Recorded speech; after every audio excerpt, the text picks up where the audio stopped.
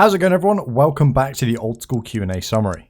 In case you missed it, the Theatre of Blood poll went live earlier this week. Make sure you check it out, jump in game and cast your vote. On this week's Q&A, Modizer kicked things off by reflecting on the current standings of that poll. The key points were that the raid itself and the quest to unlock it were passing with flying colours, a couple of the potions are passing, and most of the big items are passing. Of course, with the exception of the Vampirian Vambraces and the Judgment Prayer.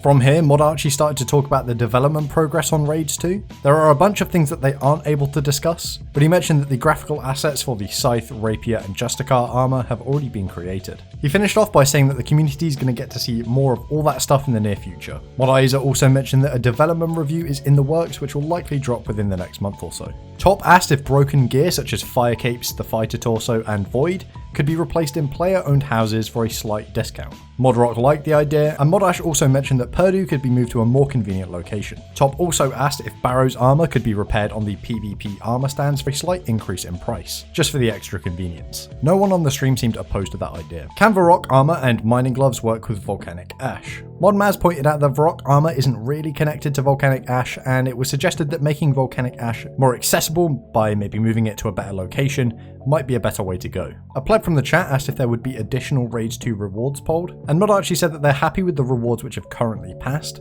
but they're also open to any great reward suggestions which might come up from the community. Mr. Bass asked if we could get a full screen mode, and Modash said that the maintenance cost of such a feature probably wouldn't be worth it considering how few people used full screen mode back in the day. Someone asked if Nail Beast nails could be added to the Raids 2 drop table, and Modarchie suggested that Raids 2 is probably not going to be the best place for Iron Men to get their everyday resources. A chat pleb asked if the team are open to boss mechanic suggestions for Raids 2, and Modarchie said no, although they are open to mechanic suggestions for other pieces of content. Jared asked when the updates from the PvP poll will be added to the game, and Modizer said that they'll be coming to the game with this week's update, which is already live by the way, with the exception of the looting bag change and the free-to-play PvP world. A chat pleb asked if Group Iron Man might be released after mobile, and Modash said that it's something the team know the community want, and if they can do it, it will be done. But no guarantees or ETAs. Another chat pleb asked what the graphics will look like on old school mobile, and Moggo said that he feels that the game is much more crisp and clear on mobile, and he also mentioned that he's having to do some tweaking right now to existing assets, and that Mod West has been working on the mobile interface. Foe asked if the top 2,000 Deadman seasonal players would still qualify for the next tournament, or if the number would be lower because of the people that were automatically qualified following the finale bug. Modarchie said that the top 2,000 players from the season would still qualify. Os asked if magic potions could be added to the Deadman mode drop table, as they're currently far more expensive than any other potion. Modarchie said it's a bit too late for this season, but maybe in the next one. He added that the high price is probably because of the experience caps. They might be preventing people getting to spells like Entangle, and being able to pot up to use such spells would be very, very valuable. Rob asked if the Varrock portal in player-owned houses could have a right-click option to go to the opposite of wherever you have your current destination set to, so the Grand Exchange or Varrock Center. Modizer said that he would be happy seeing this happen as a quality of life fix, alongside some similar scenarios with other teleports. Wick asked if Last Man Standing could get an overhaul. Modarchie said that he feels the minigame needs a full redesign, and he would be happy to take a look at this in his personal project time.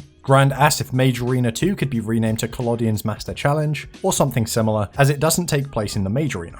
Modrock seemed to agree, with mods Archie and Aiza disagreeing. The chat said, who cares? Kristen asked if portraits of Mod Aiza could be added to player-owned houses, and if Mod Aiza body pillows could be added to crafting with a level requirement of 69. What the fuck? Mod Aiza said no. Grant asked if an extra fire-making perk could be added to the skill cape. He suggested removing the need for logs when using the balloon transportation system if you have the cape equipped. Mod Aiza thought that a chest where you could deposit logs to improve the system might be a better way of going about it, so you didn't have to bring the logs along every time. As for an additional fire-making perk, the team never really addressed this. Someone asked if Mod Ash could play Sea Shanty 2 on his violin, and Mod Ash said, "What if I don't like Sea Shanty 2? In the recent game integrity post, the team proposed replacing the coins you get from pickpocketing with another item, the coin purse. The item would not be stackable and would need to be opened in order to get the coins. The purpose would be to make it harder to auto-click by filling up your inventory and requiring you to open up the purses every so often. Hess asked if the rogue outfit would double this loot, giving you more than one coin purse at a time and making the outfit a disadvantage. Modash said no, you would get a single coin purse with double the contents. Modaiza and Modash made it clear that they're still open to feedback on this content, so if you have thoughts on that kind of stuff, let them know. Modaiza then added that there have been over 14,000 unique responses to the death mechanic survey so far, and that Mod Sween, Modcam and the data analytics team are going to be going through them, but it might take a bit of time. And from here, Mod Ghost jumped into the sneak peek of the week. This time he showed off a couple of things from Raids 2. He started off with the Scythe of Vitur, which was created by Mod Rai.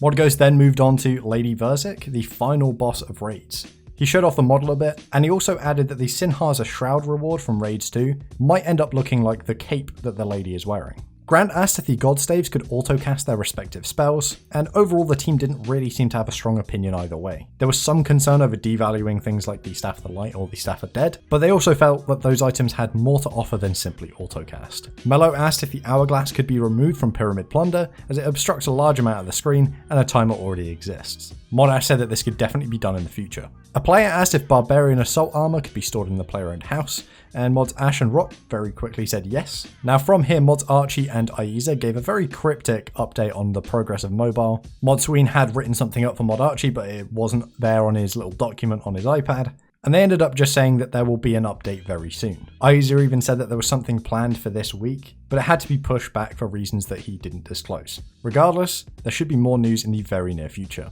Someone asked about damage being cleared when players are doing agility animations, like in the Draenor agility course on Deadman mode, and Modash said that it's definitely possible to prevent this damage from being cleared, but this would in turn mean that the damage taken during the animation all stacks up, and there would be no way to defend against it, nowhere to eat up, and then it would all be dealt at once. So it's kind of a rock and a hard place scenario where you're either dooming someone to die, or you are putting the PK in a position where they can't really effectively get a kill. Boulder asked if adding seeds to birdhouses could automatically add 10, rather than asking how many, as there's not really any reason you'd want to add fewer. Mods Ash and Matt said that they see no problem with making this change. Patrick asked if bosses could be made to barely drop runes as a way to buff runecrafting, and the team went into quite an in-depth discussion about the history of runes, runecrafting, and if you're interested in watching that over, skip to about 49 minutes into the VOD on Twitch, but there wasn't a clear yes or no answer either way. A player asked how much of Raids 2 will be seen before it is released, and Modgo said that they're happy to show rewards, environments or NPCs, but showing mechanics is simply off the table. Slayer asked if the Chambers of Xeric could also get a cape for those who complete it, similar to the Sinharza Shroud.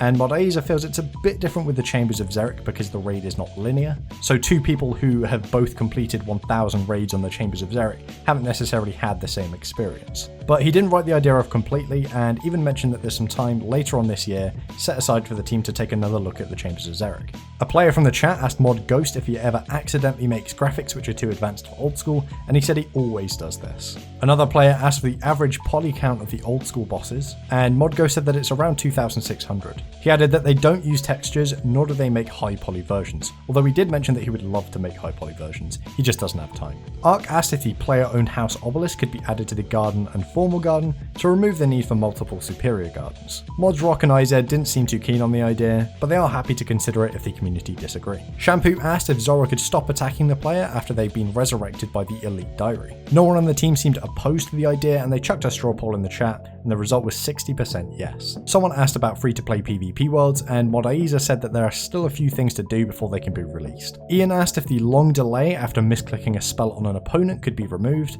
and the team all seemed in favour. A nameless player asked about raids in Deadman mode, and Mod Archie said that it's too late for this season, but it will be considered for the next season. And the final question for the day, can Death Rune packs be added to the Mage Arena shop after you complete Mage Arena 2? And the team were very against this idea as they are not fans of buffing shops. Anyway, that is all for this week's summary. If you guys enjoyed, please leave a like, subscribe, all that good stuff. Let me know if you got any feedback in the comments, any features you'd like to see added to these videos, and I will catch you guys in the next one.